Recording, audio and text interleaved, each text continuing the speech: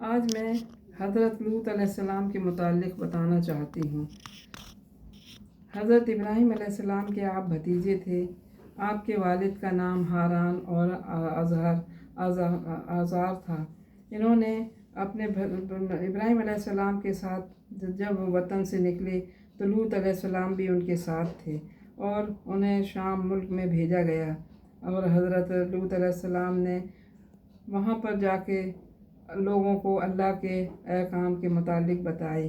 شام ملک میں بجیرہ سمندر کے کنارے آپ پہنچے۔ یہ سمندر بہت گہرا اور کافی نیچے، کئی فٹ گہرا نیچے ہے۔ اور اس علاقے میں جو لوگ رہتے تھے وہ سیدھے راستہ ان کو دکھانے کے لیے حضرت لوط علیہ السلام کو وہاں بھیجا گیا۔ حضرت لوط علیہ السلام پہلے تو ان لوگوں کو اسلام کی خاص باتیں بتائیں، اور آپ نے کہا کہ دیکھو اے لوگو، تمہارا ایک مالک وہی اللہ ہے جس نے تمہیں پیدا کیا۔ تم کو اسی کی بندگی کرنا چاہیے اور اسی کا کہنا ماننا چاہیے۔ اور بتایا کہ اس بات کا تمہیں دھیان رکھنا چاہیے کہ جو کام تم کر رہے ہو وہ اپنی مالک کی مرضی کے مطابق ہونا چاہیے، اور اگر تم ہمیشہ اس سے ڈرتے رہو گے اور اس کے کہنے پر چلتے رہو گے تو تمہارے کو اللہ کو ناخوش نہیں کرو گے۔ اللہ کو خوش کرنے کے لیے تم میرا کہنا مانو، وہ کام کرو جو تمہیں میں بتاؤں۔ میں تم سے اپنے کسی کام کا کوئی بدلہ نہیں مانگتا۔ مجھے تو جو کچھ ملے گا وہ اللہ سے ملے گا، تم سے مجھے کچھ لینا نہیں ہے۔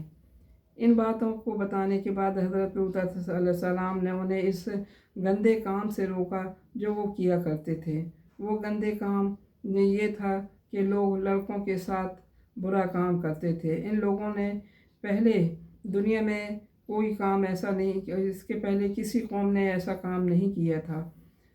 سب سے پہلے انہوں نے ہی شروع کیا ایسے بے شرمی کے کام۔ جب کوئی آدمی برائیوں میں پھنس جاتا ہے تو اسے برا کام ہی اچھا لگنے لگتا ہے۔ ان لوگوں نے حضرت لوط علیہ السلام کی باتیں سنی انسنی کر دی اور ٹال دی، اور بولا اچھا تو تم ایک بڑے نیک انسان ہو، تمہارے جیسا نیک اور کوئی نہیں ہے۔ اگر تم نے ہماری باتوں کو نہیں مانا اور ہم کو زور زبردستی کیا تو میں تمہیں اپنی بستی سے نکال دوں گا، ایسا وہاں کی بستی والوں نے آپ سے کہا، اور پھر تمہارا کہیں ٹھکانہ نہ رہے گا۔ حضرت لوط علیہ السلام نے بہت سمجھایا، کھول کھول کر بتایا کہ اللہ کن کاموں سے ناخوش ہوتا ہے اور کن کاموں سے خوش ہوتا ہے۔ اللہ تعالیٰ بڑی طاقت والا ہے، اس کی پکڑ بہت سخت ہے، اس کے عذاب سے ڈرنا چاہیے۔ میرا کچھ نہ بگڑے گا، تم سب ہی برباد ہو جاؤ گے۔ یہاں تک کہ انہوں نے یہ سب کہا کہ جو کچھ تم زندگی میں کرتے ہو، اچھے کام کرو گے تو اللہ خوش ہوگا، برے کام کرو گے تو اپنی ہی زندگی اور آخرت کی زندگی برباد کر لو گے۔ جب سمجھانے کی حد ہو گئی، لوگوں نے آپ کی بات نہ مانی تو اللہ کے عذاب سے انہوں نے ڈراتے ڈراتے جب حضرت لوط علیہ السلام پریشان ہو گئے تو اللہ سے دعا کی۔ اللہ تعالیٰ نے ان کی دعا سنی۔ لوط علیہ السلام کے گھر کچھ مہمان آئے جو بڑے خوبصورت لڑکے تھے۔ ان کو دیکھ کر وہاں بستی والوں کے نیت خراب ہو گئی اور انہوں نے لوط علیہ السلام کو اور ان کو پریشان کرنا شروع کر دیا۔ تب یہ بات ہوئی کہ قوم کے بدماشوں نے حضرت لوط علیہ السلام کی بات نہیں سنی اور کہنا شروع کر دیا کہ آپ کو پتہ ہی نہیں ہے کہ ہمارا کیا مطلب ہے۔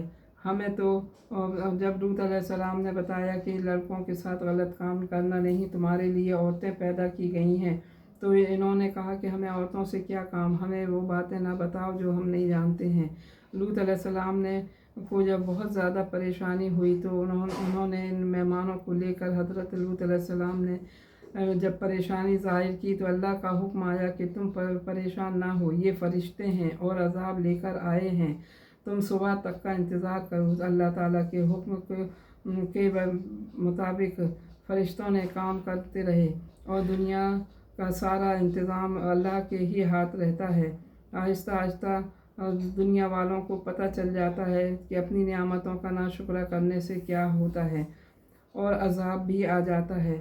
اللہ تعالیٰ نے جب ان کو عذاب بھیجا تو عذاب لانے والے بھی فرشتے خوبصورت لڑکیوں کی شکل میں آئے، اور ان بدماشوں کو انہوں نے دیکھ کر کہا کہ اس سے یہ بات تم ثابت ہو جاتی ہے کہ تم سیدھے راستے سے بھٹک گئے ہو۔ حضرت لوط علیہ السلام نے ایک بار پھر انہیں سمجھایا، اللہ کا راستہ دکھایا۔ انہوں نے پھر اس بات کو ویسے ہی ٹھکرا دیا جیسے پہلے ٹھکرائے تھے۔ فرشتوں نے حضرت لوط علیہ السلام سے کہا کہ اب ان عذاب کا وقت آ گیا ہے، آپ اپنے ساتھیوں کو لے کر باہر آ جائیں، دور چلے جائیں۔ حضرت لوط علیہ السلام نے اپنی جو ان کی بیوی بھی تھیں، اور بیوی کا نام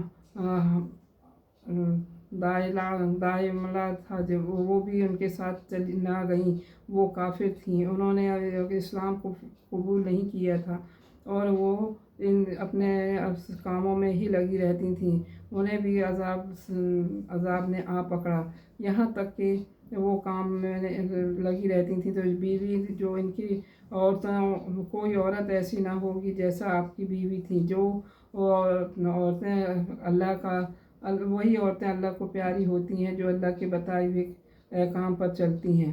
جب حضرت لوط علیہ السلام نے اپنے ساتھیوں کو ساتھ بستی سے نکل پڑے تو بس ایک زوردار آواز کے ساتھ رات میں ایسے آتش فشاں پھٹا کہ ساری بستی پھٹ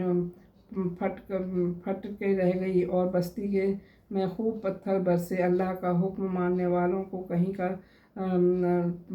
کہیں سے عذاب نہ پکڑا، اور نہ ماننے والوں کا کہیں نشان نہ رہا۔ اللہ نے نبیوں کو جھٹلانے والوں کو ایسا ہی عذاب سے مٹا دیتا ہے جیسے پہلے کبھی یہاں کوئی رہا ہی نہیں۔ سچ ہے، اللہ کی پکڑ بہت سخت ہے، اس کے فیصلے کو کوئی نہیں ٹال سکتا، اور وہ بڑی قدرت والا ہے۔ ان باتوں سے ہمیں لوگوں کو یہ نصیحت ملتی ہے کہ اللہ کی اطاعت نہیں کرنے سے کتنی پکڑ ہے، اور رسولوں کی بتائی ہوئی باتوں پہ نہ چلنے میں کتنی برائی ہے۔ تو اللہ تعالیٰ ہمیں اللہ اور رسول کے احکام پر چلنے کی توفیق عطا فرمائے، جس سے ہماری زندگی اور آخرت دونوں سنور سکے۔ السلام علیکم ورحمۃ اللہ وبرکاتہ۔